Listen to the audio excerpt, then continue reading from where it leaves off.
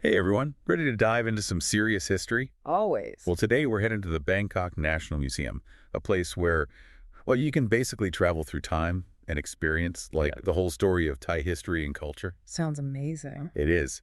And speaking of amazing, this episode is brought to you by the House of Pot, a cannabis dispensary in the heart of Siloam. Ooh, I know that area. Yeah, it's a really vibrant part of the city, the perfect spot to chill out after a day of exploring all those cultural treasures. Absolutely. So, back to the museum, you were saying. Right. So imagine this.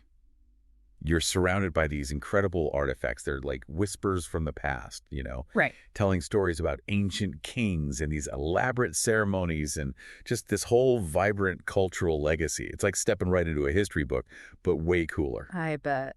You know, what I find really cool about this museum is that it's not just a random jumble of stuff, it's a carefully curated journey. It takes you through like all these different eras of Thailand's history. Oh, that's so much better than just like wandering around aimlessly. So you're saying it's kind of organized chronologically. Exactly. You start with the really ancient stuff, like from the Sukhothai and Ayutthaya periods, and then you move on through time until you reach the Bangkok era. It's like a timeline, but with actual objects. Okay, so I know Thailand is famous for its Buddha statues, right? Are those like a big part of the museum's collection? They are. In fact, the Bangkok National Museum has the largest collection of Buddha images in all of Thailand. Whoa, seriously. That's got to be impressive. But are they all, like, similar or? No, that's the cool part. They come from all these different historical periods, so you can actually see how the style and the iconography evolved over time. It's like watching art history unfold before your eyes. Okay, that's really cool. I mean, I've seen pictures of those statues, and they're gorgeous, but I never realized they, like, tell a story about Thai history, too. They totally do. Like during the Sukhothai period, which was roughly from the 13th to the 15th centuries, they developed this really elegant, almost serene style for the Buddha statues. You can just see it in their posture, their features. It's like this feeling of inner peace, you know? Yeah, I can kind of picture that. And then later on during the Ayutthaya period, which lasted from the 14th to the 18th century, things got, well, grander. How so? Well, this was a time when the kingdom was super powerful and prosperous, and their art reflected that. The Buddha images from this era are much more ornate. There's more gold and detail. It's like they're trying to show off how wealthy and important they were. Okay, so it's not just about the statues themselves, it's about what they represent.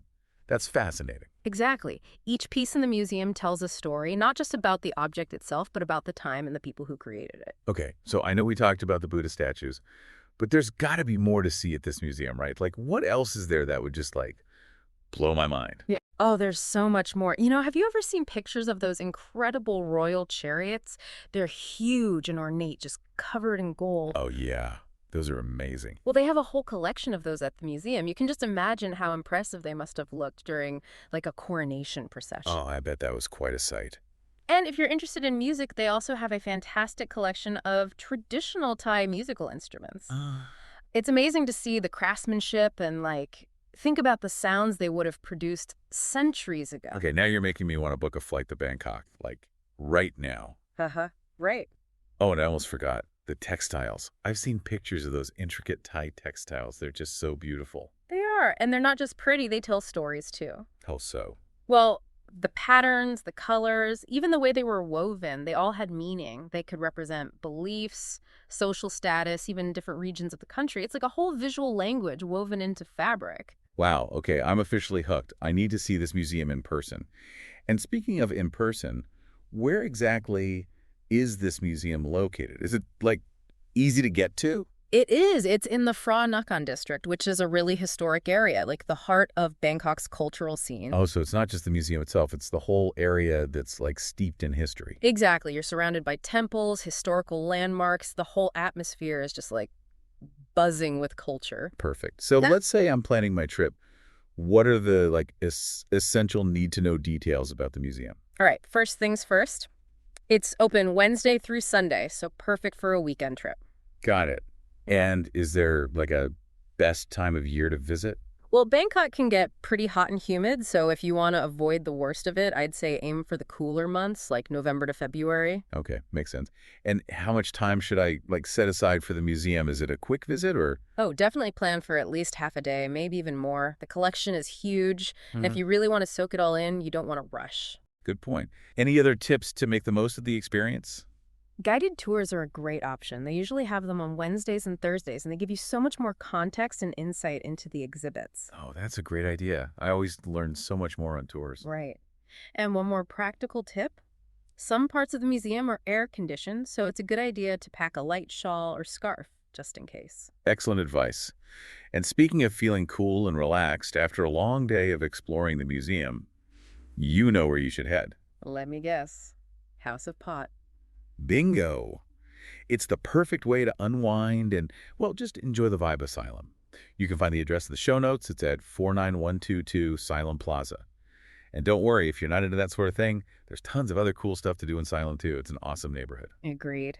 So, where were we? Oh, yeah, the museum. It's just amazing to think about how one place can hold so much history, you know? It really is. It's like walking through those halls. You're not just seeing objects. You're connecting with the people who made them, the stories they lived. It's pretty powerful stuff. Definitely. And it makes you wonder, what if we could, actually travel back in time and see these things in their original context? Oh, man, that would be incredible. To see those royal processions, hear that ancient music, experience that world firsthand, what a trip that would be. So, listeners, here's a question for you to ponder.